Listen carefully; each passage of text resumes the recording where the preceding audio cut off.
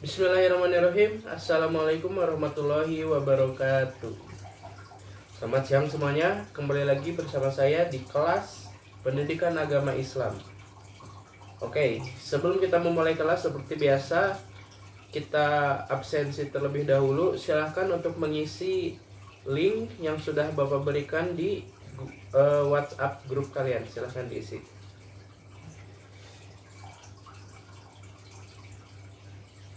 Oke, jika sudah, selanjutnya kita akan langsung memulai pembelajaran. Sebelum memulai pembelajaran, alangkah baiknya kita berdoa dulu sebelum melakukan pembelajaran.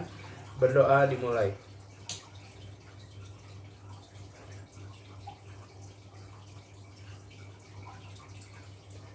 Berdoa selesai. Baik anak-anak, apa kabar semuanya?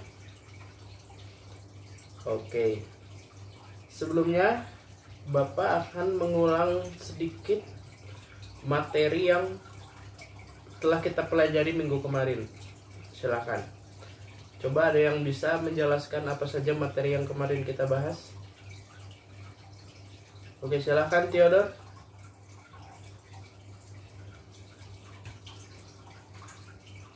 Baik. Ya, sedikit menambahkan, materi yang sebelumnya kita pelajari di minggu lalu adalah tentang sumber hukum Islam. Apa saja sih sumber hukum Islam itu? Yaitu ada Al-Quran, hadis, dan ijtihad. Oke? Langsung saja masuk ke materi yang minggu sekarang, yaitu saya akan menyampaikan sebuah materi tentang kisah seorang nabi yang bernama Nabi Musa alaihissalam. Oke, langsung saja kita berangkat ke materi Nabi Musa ini. Oke, Nabi Musa alaihissalam adalah salah satu nabi dan rasul yang dikaruniai mukjizat yang luar biasa oleh Allah Subhanahu wa Ta'ala. Nabi Musa merupakan rasul ulul azmi dan satu dari 4 nabi yang dikaruniai kitab. Nabi Musa memperoleh kitab Taurat. Nabi Musa diutus untuk menyiarkan agama Allah saat Raja Firaun memimpin Mesir. Firaun adalah seorang raja yang kejam dan zolim. Yaitu pada masa lampau itu Firaun menjadi raja dari Mesir, oke? Yang kejam dan zolim. Pada suatu hari Firaun bermimpi Mesir terbakar hebat. Mimpi itu kemudian ditafsirkan bahwa suatu hari akan ada seorang bayi laki-laki yang akan menjadi musuh dan menghancurkan kerajaannya. Mimpi itu membuat Firaun memerintahkan pasukannya untuk menangkap dan membunuh semua bayi laki-laki, termasuk ibu yang sedang mengandung bayi laki-laki di Mesir.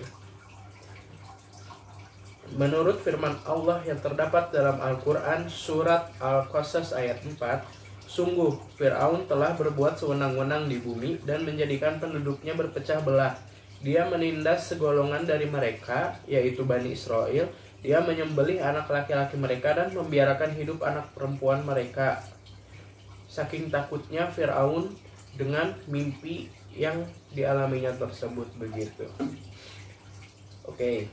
Selanjutnya, ketika itu ibunda Nabi Musa alaihissalam, Yukabat, lantas merahasiakan kehamilannya dari prajurit kerajaan.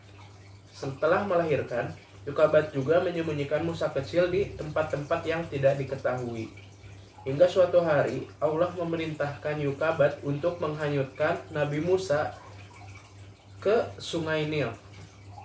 Allah berjanji akan mengembalikan Musa dan mengangkatnya menjadi seorang rasul ketika itu ya. Di hilir sungai, istri Firaun menemukan Musa yang bersih dan bercahaya.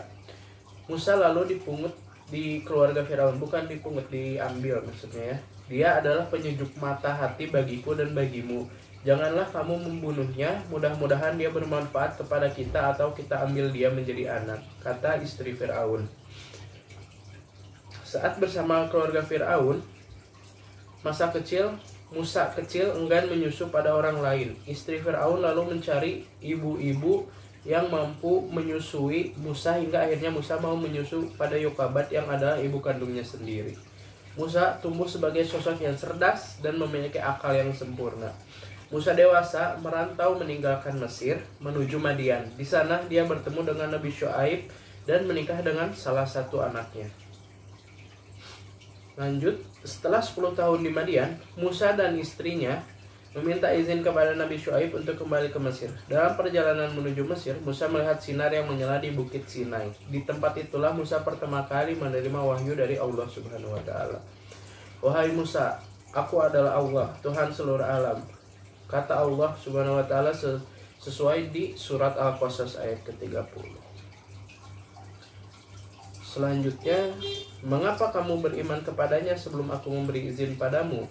Sesungguhnya ini benar-benar tipu muslihat yang telah kamu rencanakan di kota ini untuk mengusir penduduknya. Kelak kamu akan mengetahui akibat perbuatanmu ini.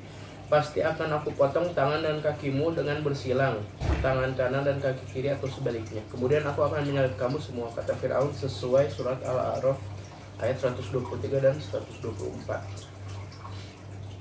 Ini kenapa Fir'aun berkata seperti ini? Karena Allah juga menunjukkan Musa pada mukjizatnya yang dapat mengubah tongkat menjadi ular serta dada yang bercahaya. Ini adalah salah satu mukjizat yang diberikan oleh Allah Subhanahu wa taala kepada Nabi Musa alaihissalam. Masukkanlah tanganmu ke leher bajumu, dia akan keluar putih bercahaya tanpa cacat, dan dekapkanlah kedua tanganmu ke dadamu apabila ketakutan. Itulah dua mukjizat dari Tuhanmu yang akan engkau pertunjukkan kepada Firaun dan para pembesarnya. Demikian tertulis dalam surat Al-Qasas ayat 32. Musa juga mendapat tugas untuk memberikan peringatan kepada Firaun dan pengikutnya. Musa lalu meminta Allah untuk mengizinkan Harun saudaranya menemaninya berdakwah karena memiliki tutur kata yang baik. Atas izin Allah, Musa bertemu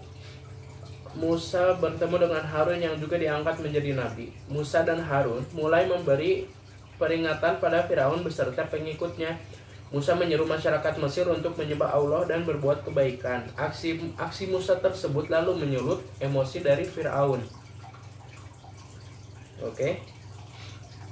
Selanjutnya, namun tak ada yang percaya pada Nabi Musa dan mukjizatnya sebagai tanda kekuasaan Allah Subhanahu wa taala. Pengikut Firaun menyebut Nabi Musa hanyalah permainan sihir belaka. Ini hanyalah sihir yang dibuat-buat dan kami tidak pernah mendengar yang seperti ini pada nenek moyang kami dahulu, kata orang-orang kafir. Firaun lalu menantang Musa dan Harun melawan ahli-ahli sihir dari kerajaannya. Saat semua ahli sihir berkumpul, Nabi Musa meminta mereka untuk mengeluarkan semua keahlian yang dimilikinya. Mereka melemparkan tongkat yang berubah menjadi ular. Nabi Musa lalu melemparkan tongkat yang dimilikinya. Tongkat itu berubah menjadi ular yang sangat besar, yang memakan ular milik ahli sihir tersebut. Semua ahli sihir lalu tunduk dan mengakui kebenaran Nabi Musa alaihissalam. Namun, Firaun tetap saja tak percaya dan semakin marah pada Musa. Selanjutnya, Allah menimpakan beragam hukuman kepada Firaun seperti musim kemarau yang panjang yang menyebabkan kelaparan di negeri Mesir. Allah juga menimpakan angin topan, belalang, kutu, katak, dan darah untuk Firaun. Firaun lalu meminta Nabi Musa untuk berdoa kepada Allah Subhanahu wa taala agar menghilangkan azab tersebut. Namun setelah azab itu dihilangkan, Firaun dan pengikutnya tetap tak mau menyembah Allah Subhanahu wa taala. Firaun justru semakin murka dengan Musa. Dia memerintahkan bala tentaranya untuk menangkap dan membunuh Musa beserta pengikutnya. Musa beserta pengikutnya memutuskan untuk meninggalkan Mesir. Musa menenangkan pengikutnya bahwa Allah akan selalu menjaga orang-orang yang beriman. Allah lalu memerintahkan Nabi Musa untuk memukulkan tongkatnya ke air laut. Lalu tongkat itu tiba-tiba membelah laut menjadi dua bagian. Nabi Musa dan rombongannya melewati dasar laut yang kering. Firaun dan pengikutnya terus mengejar Nabi Musa. Saat Musa sudah tiba di daratan dan Firaun masih terjebak di tengah-tengah lautan tersebut, Firaun dan prajuritnya Allah Subhanahu wa taala mengembalikan lautnya seperti semula. Fir'aun dan prajuritnya tenggelam di dasar laut tersebut. Maka Allah Subhanahu wa taala berfirman, "Maka kami siksa dia Fir'aun dan bala tentaranya, lalu kami lemparkan mereka ke dalam laut, maka perhatikanlah bagaimana kesudahan orang yang zalim." Firman Allah pada surat Al-Qasas ayat 40. Saat Fir'aun hampir tenggelam, dia sempat mengucapkan bahwa dia termasuk orang yang percaya pada Allah, namun pengakuan di akhir hayat itu sudah tidak diterima oleh Allah Subhanahu wa taala. Allah Subhanahu wa taala lalu mengangkat jasad Firaun sebagai bukti kekuasaannya. Beberapa ahli menyebutkan jasad Firaun kini ada di Museum Mesir. Dari kisah Nabi Musa alaihissalam ini dan perlawanan melawan Firaun terdapat sejumlah hikmah dan pelajaran. Nabi Musa adalah sosok yang berani melawan penguasa yang zalim dan bertindak sesuka hati. Nabi Musa berani mengatakan kebenaran. Nabi Musa tidak takut berhadapan dengan Firaun dan bala tentaranya. Kesimpulan yang ada dari sini adalah Nabi Musa diketahui pola perbuatan sewenang-wenang dan menganiaya orang lain tidak disukai oleh Allah. Jadi kita tidak boleh melakukan perbuatan yang semena-mena dan merugikan orang lain. Begitu. Allah bakal memberikan azab bagi orang yang berbuat kerusakan. Nah, berbuat kerusakan di sini maksudnya adalah orang-orang yang mengganggu kehidupan orang lain dan mengacaukan tidak beribadah kepada Allah Subhanahu wa taala, seperti itu.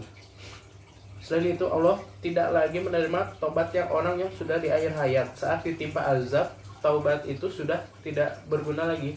Makanya dari itu, karena sekarang sudah akhir zaman juga, marilah kita semua bertobat dan meminta perlindungan serta beriman hanya kepada Allah Subhanahu wa taala. Kesimpulan dari pelajaran hari ini adalah dari pelajaran Nabi Musa pada akhirnya diketahui bahwa Allah SWT tidak menyukai perbuatan sewenang-wenang ataupun yang menganiaya orang lain, zolim. Itu sebab salah satu perintah Allah kepada Musa adalah melawan raja yang berkuasa pada zaman itu, Firaun. Oke. Jadi inti dari semuanya ini adalah kita jangan sampai berbuat kezoliman. Ingat ya, karena akan langsung ada balasannya dari Allah Subhanahu wa taala. Oke. Mungkin segitu saja yang dapat disampaikan pada pertemuan kali ini. Terima kasih atas perhatiannya. Oh iya, dan silahkan kalian meresume kisah yang tadi dipelajari, ada di halaman 140, oke. Lalu tugas resume tersebut dikumpulkan ke grup WhatsApp, oke? Nanti akan saya periksa. Baiklah, terima kasih atas perhatiannya. Wassalamualaikum warahmatullahi wabarakatuh.